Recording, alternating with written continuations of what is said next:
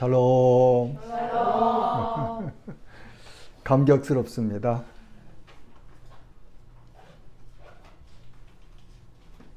우리 서울새생명교회는 제가 한국에 와서 두 번째 개척한 교회죠. 첫 번째는 저 충청남도 아산에서 배방에서 개척을 했고 2011년 12월 달이었던 것 같죠. 그리고 여기 서울새생명교회는 2016년 12월에 그렇게 시작해서 25일 날 성탄 예배를 여기서 드렸고, 그리고 공식적으로는 2017년 신년 감사 예배를 여기서 드리기 시작했습니다. 지금도 저는 천안에 가면은 옛날 그 고향집에 온 그런 기분이 들어요.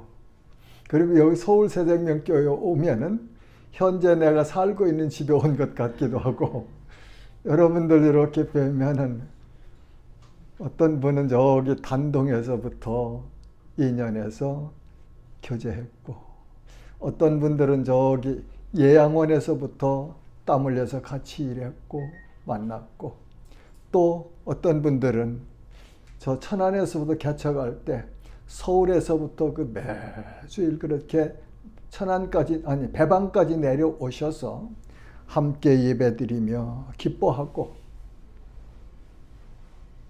함께 은혜로운 삶을 살았던 날이 기억되네요.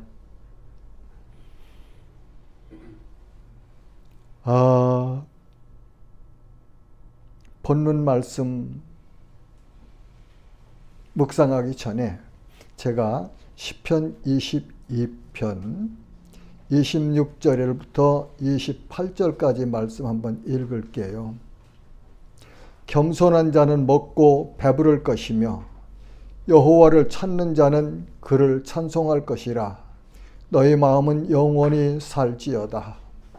땅의 모든 끝이 여호와를 기억하고 돌아오며 모든 나라의 족속들이 주의 앞에 예배하리니, 나라는 여호와의 것이요 여호와는 모든 나라의 주제심이로다. 아멘.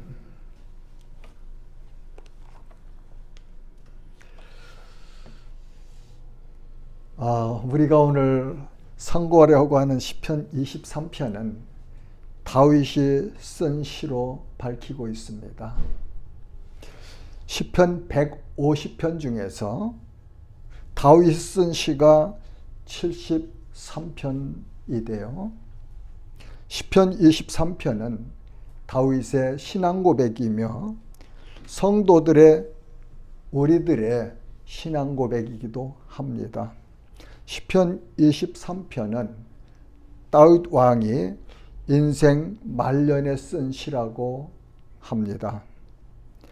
시편 23편은 많은 성도들이 즐겨 읽고 암송하고 묵상하는 말씀이기도 합니다. 다윗은 이세 아들 8명 중에 막내로 베들레헴에서 태어났습니다. 다윗은 아버지의 양을 치던 목자였어요.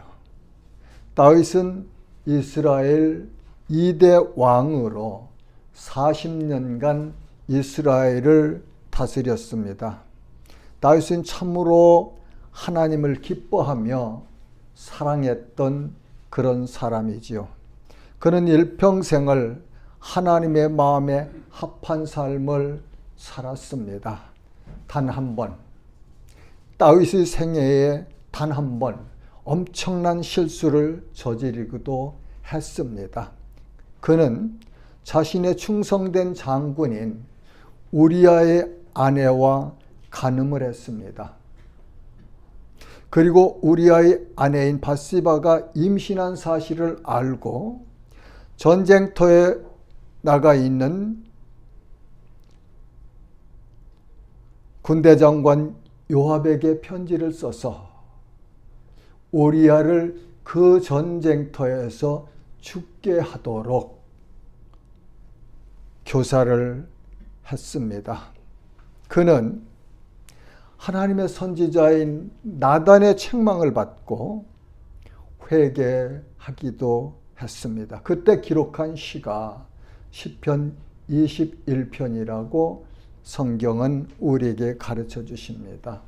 사도행전에는 내가 이새의 아들 다윗을 만나니 그는 내 마음에 맞는 사람이라 내 뜻을 다 이루리라 하시더니 하나님이 약속하신 대로 이 사람의 후손에서 이스라엘을 위하여 구주를 세우셨으니 곧 예수라. 그렇게 말씀하고 있습니다. 사랑하는 성도 여러분, 이 시대에 우리는 하나님이 기뻐하시는 사람, 하나님이 동행하시는 사람, 하나님 마음에 맞는 사람으로 살기를 도전합니다. 여호와가 자신의 목자가 되신 사람은 복이 있는 사람입니다. 본문 1절은 여호와는 나의 목자시니 내게 부족함이 없으리로다. 그렇게 말씀은 기록하였습니다. 이는 다윗 왕의 신앙 고백입니다. 여호와는 스스로 계시는 분이라는 의미지요. 다윗은 여기서 여호와와 자신의 관계를 고백하고 있습니다. 여호와는 나의 목자시니, 여호와는 나의 목자시니, 여호와는 여러분들의 목자시니, 여호와는 성도들의 목자시니. 이 말씀은 여호와가 다윗의 목자라면 다윗은 여호와의 양이다. 그런 의미를 함축하고 있지요. 묻고 싶습니다. 당신은 여호와의 양이십니까? 여호와의 양인 다윗처럼 이 시대를 살고 있는 사람들 중에서 여호와가 나의 목자라고 고백하고 부를 수 있는 자격을 부여받은 사람들은 엄청난 복을 받은 사람들입니다. 세상 사람들의 눈으로는 볼 수 없는, 세상 사람들 가치관으로는 인정할 수도 없는 그런 복입니다. 이 관계를 살펴보면 목자와 양의 관계에서 양이 목자를 선택할 수가 있나요? 그런 경우도 있습니까? 양이 저 목자가 좋으니까 나는 저 목자 밑에 가서 내가 목양을 받으리라 하고서 목자를 찾아가는 경우가 있느냐고요? 아니잖아요. 양이 있으면 목자가 그 양을 선택하는 거 아니에요? 예. 그렇다면 성도인 내가 여러분들이 목자이신 여호와를 선택한 거 아니에요. 절대 아니에요. 목자이신 여호와께서 자기 양이신 여러분들을 선택하셨다는 사실을 인정할 수 있다면 세상에 알 수 없는 엄청난 복을 받은 사람들임이 확실합니다. 마치 이런 거예요. 자녀가 이 세상에 태어날 때 부모를 선택할 수 있어요? 선택해서 태어나요? 아니지, 같잖아. 자녀는 아무 선택권이 없어요. 없어요. 하나님의 은혜입니다. 네. 여호와의 양이 됐고 여호와께서 인정하시는 성도가 되었다는 사실은 하나님의 은혜 아니고는 설명할 수가 없는 진리입니다. 하나님과 성도들의 관계는 목자가 되시는 여호와께서 나를, 성도를 자기의 양으로 택해 주셨다는 사실을 알아야 돼요. 알고 믿을 수 있는 관계예요. 알고 믿는 관계.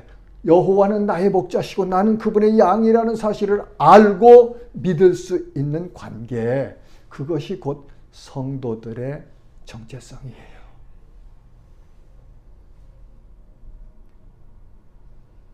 사랑하는 성도 여러분, 이 은혜를 확인하시며 기뻐하고 감사하는 성도들로 승리하시기를 바랍니다. 이 은혜를 깨닫고 붙잡고 사는 사람들은 데살로니가전서 5장 16절에서 18절의 말씀을 누리며 살 수 있습니다. 항상 기뻐하라.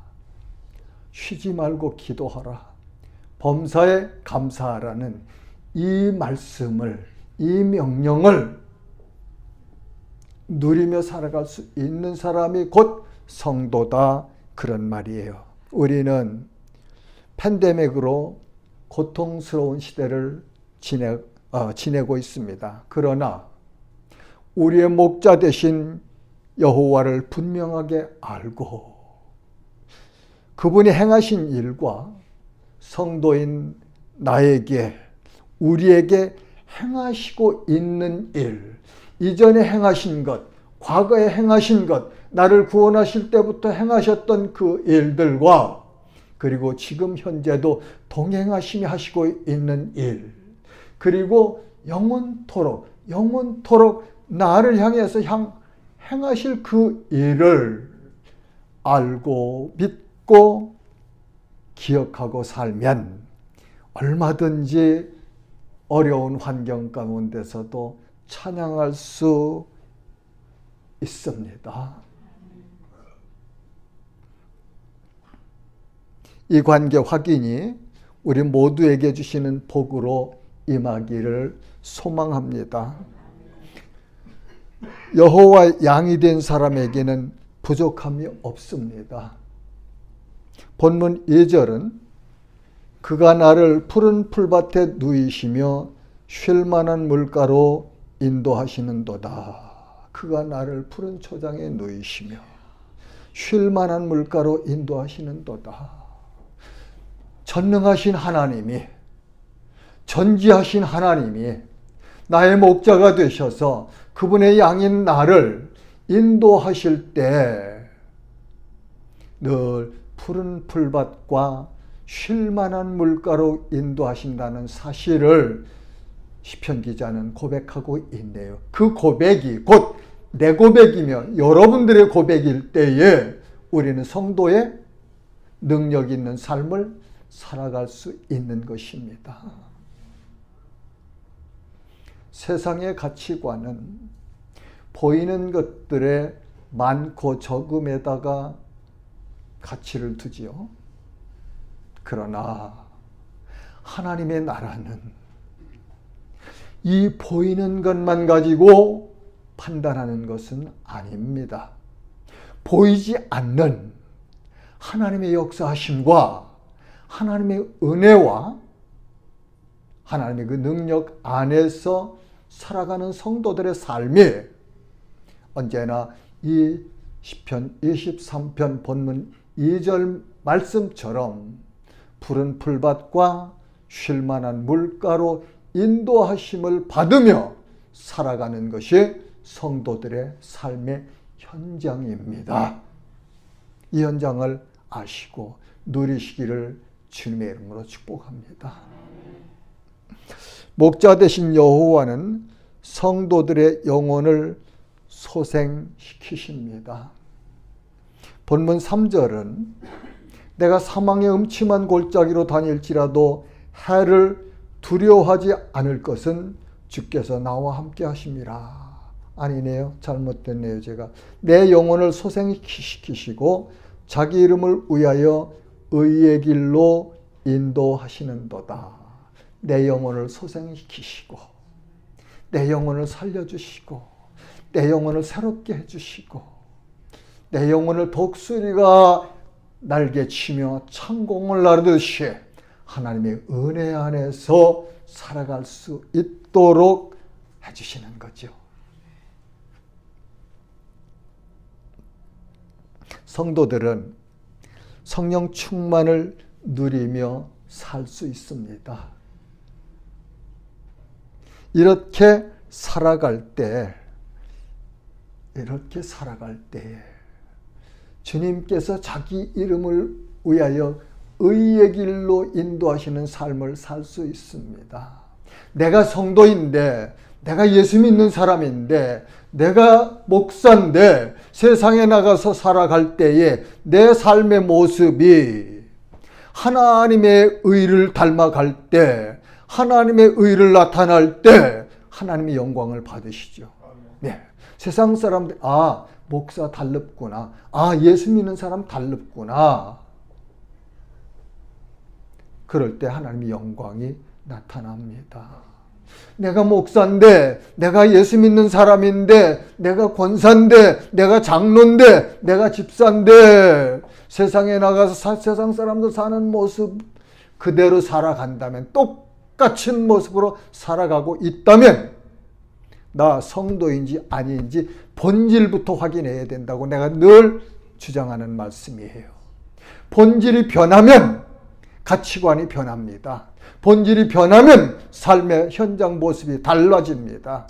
오늘날 가짜들이 너무 많아요. 너무 많아요. 한국 이 현실 앞에서 보면은 교인 수는 많은데 정말 저 사람은 성도인지 아닌지 분별할 수 없는 그런 사람들이 너무 많아서 세상으로부터 욕을 듣고 있지요. 여러분들이 하나님의 말씀 따라서 정확하게 말씀 따라 살아보십시오. 손해볼지라도, 고난당할지라도, 어려울지라도 말씀을 따라서 살아가면 세상이 감히 우리를 넘볼 수 없습니다. 못 봅니다. 왜? 성령께서 지켜주시기 때문에. 그리고 우리가 의의 바른 삶을 살아갈 때에 세상을 변화시키는 능력이 되는 거예요. 세상은 어둡습니다. 어둠입니다. 하나님의 나라는, 하나님은 빛이세요. 빛. 빛이 어둠을 비칠 때에 어둠은 빛을 바라보면서 세상 살아갈 소망을 얻어가는 거 아니겠습니까? 우리가 하나님의 성도일진데, 여호와의 양일진데 양처럼 살자고요. 성도들처럼 살자고요. 잠시 살다 떠나가는 이 나그네 길에서 여기에다 모든 것 걸지 말고 우리의 목자이신 여호와의 말씀을 따라서 예수 그리스도를 본받아 가면서 우리 앞서 살아간 사도들과 믿음의 선배들의 아름다운 그 삶의 모습을 바라보면서 살아갑시다. 그럴 때 하나님 마음에 합한 사람이 되는 거예요. 다윗처럼 성경 구약을 읽어보세요. 열왕기 상하나 역대 상하를 보면은 남유다를 기준할 때는 다윗 왕이 기준이 됩니다. 그러나 북이스라엘을 평가할 때는 기준이 누가 되는지 아세요? 여로보암이에요. 여로보암은 북이스라엘을 세운 사람이고 다윗은 남유다의 2대 왕이었지만 다윗은 평생 동안 자기 믿음을 지키며 살았기 때문에 하나님 마음에 합한 사람이었고, 여로보암은 북이스라엘을 세운 첫 왕이었는데 그는 하나님 말씀 따라 살지를 안 했어요.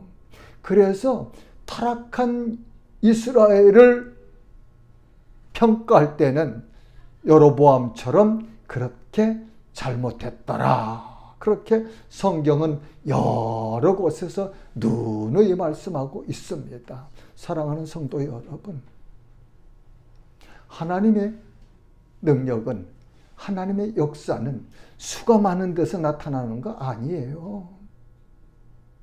단 한 사람일지라도 여호와의 마음에 합당한 사람, 여호와의 말씀에 순종하는 사람을 통해서 역사하십니다. 기독교 역사 그랬잖아요. 한국교회 초대교회 역사 그랬잖아요. 오늘 세계를 돌아봐도 하나님의 마음에 합한 사람 한 사람을 통해서 하나님이 역사하시잖아요. 네.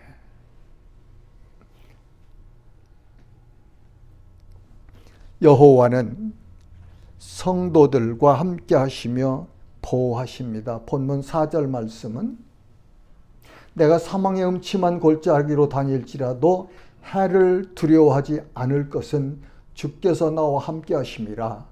주의 지팡이와 막대기가 나를 안위하시나이다.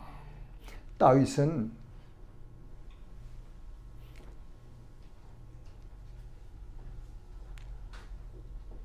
이 사망의 음침한 골짜기를 많이 경험한 사람입니다. 그는 수많은 전쟁터를 달렸고 그는 자기의 장인인 사울 왕의 추격을 받으면서 때로는 자기 자신을 죽은 벼룩 같다고 그렇게 비유하면서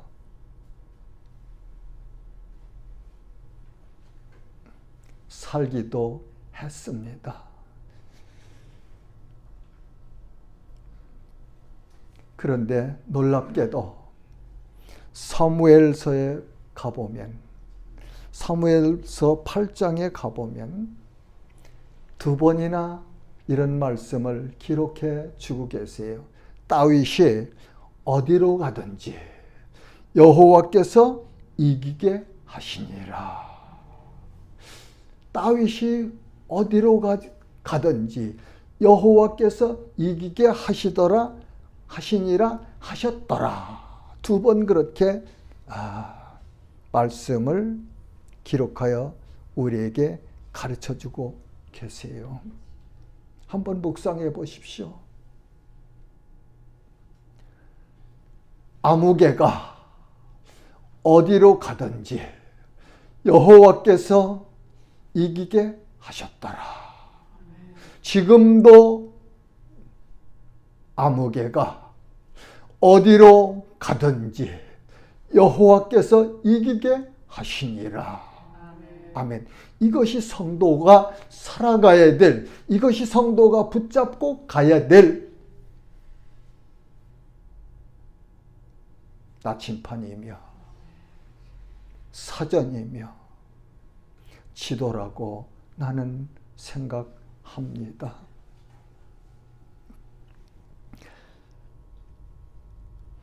하나님은 이 시대에는 성령께서 성도들과 함께 하십니다.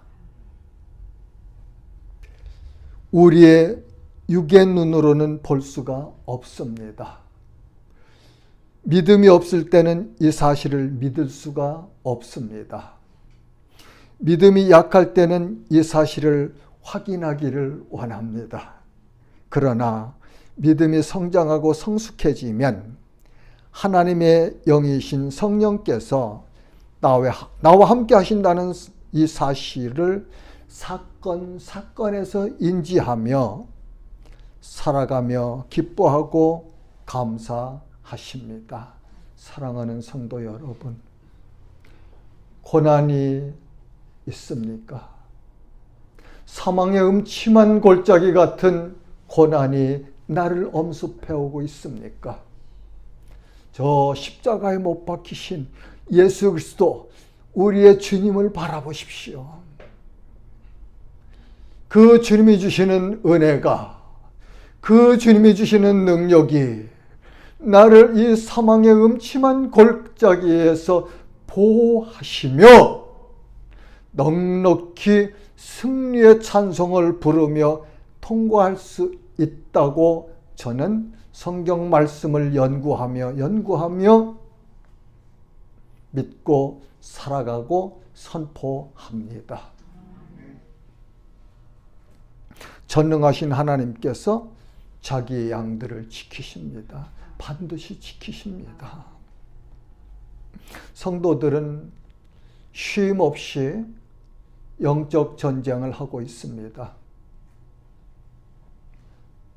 어둠의 권세자가 사단이 두려움을 주려고 갖은 괴계를 다해서 우리를 공략합니다. 때로는 우리 욕심을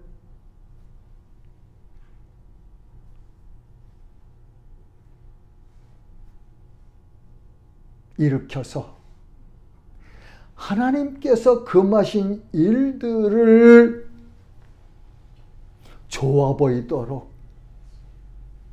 넘어뜨리려고 낚시바늘을 우리 앞에 갖다 놓기도 합니다. 그러나 성도는 하나님의 보호하심 안에서 성령의 능력이 우리를 지켜주심 안에서 넉넉히 승리할 수 있습니다. 어떤 유혹도 이길 수 있습니다. 이기시는 은혜가 우리 모두에게 충만하시기를 주님의 이름으로 축복합니다. 여호와는 성도들에게 기름을 부어주십니다. 본문 5절은 주께서 내 원수의 목전에서 내게 상을 차려주시고 기름을 내 머리에 부으셨으니 내 잔이 넘치나이다. 예, 다윗 왕은 사무엘 선지자를 통해서 기름 부음을 받았어요. 이스라엘 왕으로. 그렇죠? 이스라엘 왕으로 기름 부음 받았어요. 그 기름 부음 받은 이후에 사울 왕의 추격을 하면서 온갖 고난을 다 겪었죠. 그렇죠? 왜 그랬을까요? 이스라엘 왕으로 치리하면서 하나님의 마음에 합한 사람이 되도록 훈련하시는 과정이었다. 나는 그렇게 해석을 합니다. 오늘도 성도가 이 땅에서 성령의 기름 부으심을 받은 사람들이 성도들이에요. 그런데 고난이 우리를 닥쳐오기도 합니다. 왜 그럴까요? 나는 그렇게 해석합니다. 더 겸손해지라고, 더 주님 온전히 바라보라고, 그리고 주님의 능력을 힘입어서 그 고난을 이길 수 있는 성도로 훈련하시는 과정으로 주셨다. 그렇게 생각하면 못 이길 시험이 없잖아요. 그래서 고린도전서 10장에서 말씀하십니다. 그렇죠?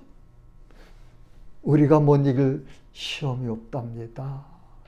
감당하지 못할 시험이 올 때는 피할 길을 내주신다고. 누가? 여호와이신 우리의 목자께서, 우리 아버지께서, 성령께서 동행하시며 우리를 그렇게 지켜주신다, 인도하신다. 그런 말씀입니다. 성도에게 기름 부음은 성령의 내주임을 알 수 있습니다. 요한일서 2장 20절은 너희는 거룩하신 자에게서 기름 부음을 받고 하나님께로부터 기름 부음을 받았대요. 모든 것을 아느니라. 27절은 너희는 주께 받은 바 기름 부음이 너희 안에 거하나니, 이 기름 부음이 곧 성령이라 저는 그렇게 해석을 합니다. 너희 안에 거하나니 아무도 너희를 가르칠 필요가 없고 오직 그의 기름 부음이 모든 것을 너에게 가르치며 또 참되고 거짓이 없으니 너희를 가르친 그대로 주 안에서 거하라.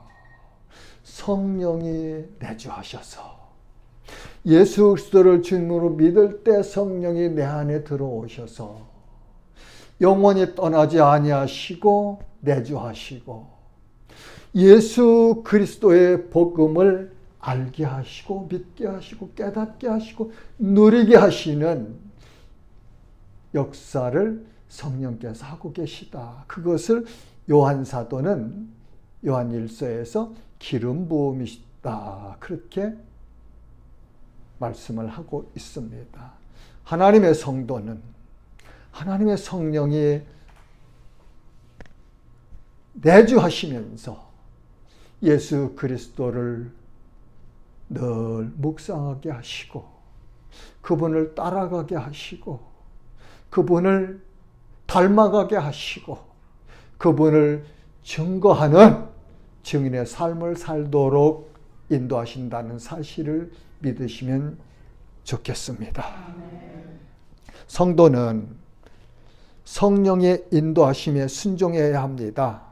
성령은 성결하고 거룩한 영이십니다. 성령은 하나님을 믿게 하십니다. 그리고 성도를 성결한 삶을 살도록 인도하시고 가르치십니다. 성령은 기록한 성경 말씀들을 기록자를 감동하여 기록하신 분이십니다. 하나님의 말씀인 성경을 친근히 하십시오. 시편 119편 97절은 내가 주의 법을 어찌 그리 사랑하는지요. 내가 그것을 종일 작은 소리로 읊조리나이다. 103절은 주의 말씀의 맛이 내게 어찌 그리 단지요. 내 입에 꿀보다 더 다니이다. 잠언 30장 5절은 하나님의 말씀은 다 순전하며 하나님은 그를 의지하는 자의 방패시니라. 성도는요, 하나님의 말씀을 믿고 하나님의 말씀을 묵상하고 하나님의 말씀을 순종하는 것이 성도의 올바른 삶의 자세예요. 태도예요. 아무리 삶에 바쁜 일들이 있을지라도 하나님의 말씀인 성경을 친근히 하며 읽으십시오. 읽으실 때 성령께서 우리의 마음을 감동하시고 우리의 마음을 뜨겁게 해주시고 우리의 마음속에 있는 모든 죄의 찌꺼기들을 태워주시는 그런 거룩한 역사를 하시는 겁니다. 성령 충만 무엇입니까?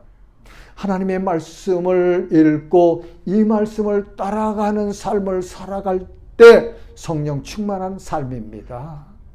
성령 충만 뭐 하고 아니에요. 그건 성령 충만해서 나타날 수 있는 한 부분들 사건들이죠. 성도가 성령 충만하다는 것은 하나님을 늘 사랑하고 하나님을 사모하고 하나님의 말씀에 순종하며 살아갈 때 그때 성령 충만한 거예요. 그때 예수 그리스도를 증거할 수 있잖아요.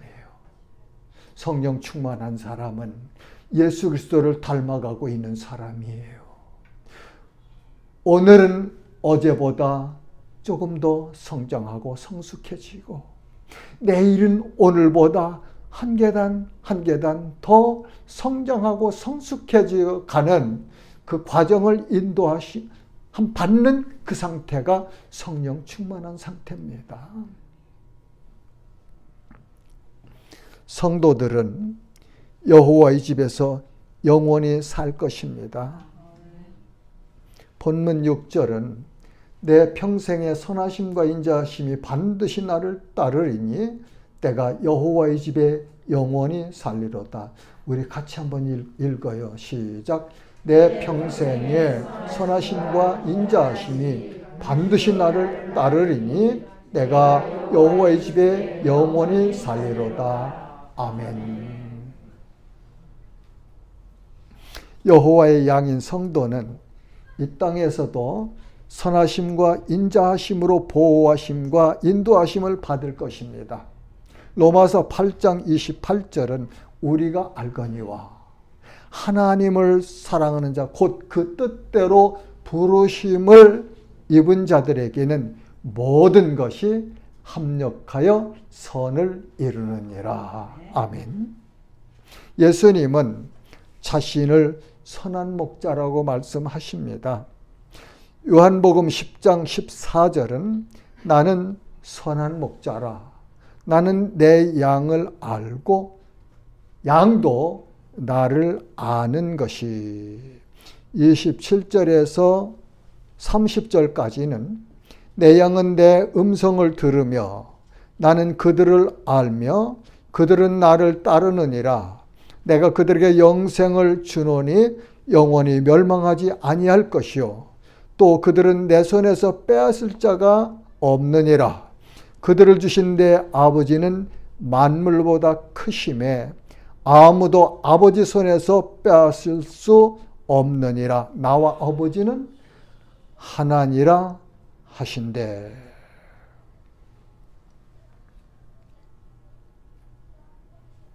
예수님은 성도들의 선한 목자라고 하시네요. 성도는 예수님께서 내 양이다.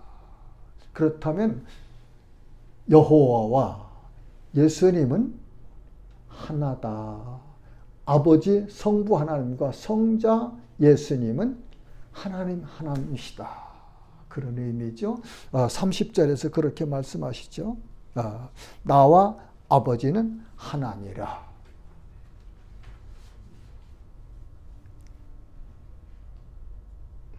자, 이제 말씀을 정리해야 되는데 이 본문 말씀을 이제 이렇게 쭉 상고했는데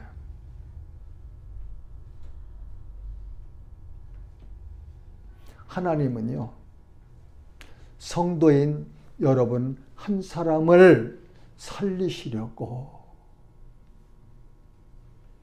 자기의 독생자를 이 땅에 보내신 사랑의 하나님이세요. 여러분 한 사람 한 사람을 살리려고 독생자를 이 땅에 보내셨다는 사실, 우리 전체 그룹으로 한 그룹을 성도로 삼으시려고 보내신 것이 아니고 나 한 사람을 하나님의 양으로 삼으시려고 아들 독생자를 보내셨다는 사실 깨달아지십니까? 믿어지십니까? 예수님은 성도인 우리 한 사람을 살리시려고 십자가에서 죽으셨습니다. 나를 살리시려고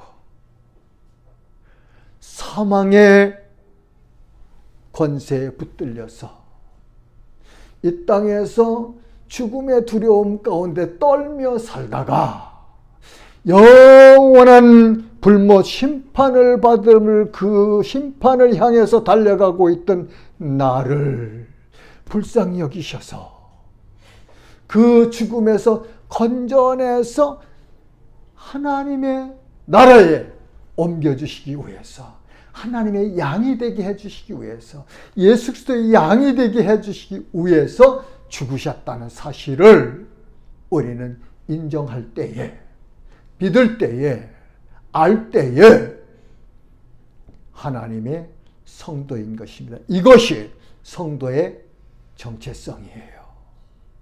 이것이 성도의 정체성입니다. 내가 예수 그리스도를 주님으로 믿어 구원받은 이후에 하나님은 나를 이 우주 만물 모든 것보다 더 가치 있게 귀하게 여기신다는 사실을 성경은 가르쳐주고 계세요. 살 의미 있잖아요. 당당하게 살아갈 수 있는 믿음이 있잖아요. 왜요? 아버지신 하나님이 지키시기 때문에, 우리의 목자 되신 여호와께서 지키시기 때문에, 우리의 목자이신 예수 그리스도께서 우리를 사랑하시기 때문에 우리가 이 땅에서 살아갈 수 있는 거예요. 그것이 보이지 않는, 우리 육의 눈으로 볼 수 없는 성도들이 가지고 있는 보화며 보물이며 복이라는 사실을 이 시간 깊이 마음속에 묵상하시며 간직하시는 은혜가 있으면 좋겠습니다. 사랑하는 성도 여러분, 당신이 유일하신 참 하나님과 그의 아들이신 예수 그리스도를 주님으로 믿고 있으면 당신은 여호와 하나님의 양이요 성도인 것이 확실합니다. 성도는 이 땅에 사는 동안 하나님께서 반드시 함께 하시며 보호하시고 선한 곳으로 인도하십니다. 그리고 영광스러우신 하나님의 생명 안에서 영원토록 주님과 함께 살 것입니다. 이 놀라운 은혜를 마음에 품고 세상을 이기신 주님과 함께 승리하는 복을 누리시기를 주님의 이름으로 축복합니다. 아멘.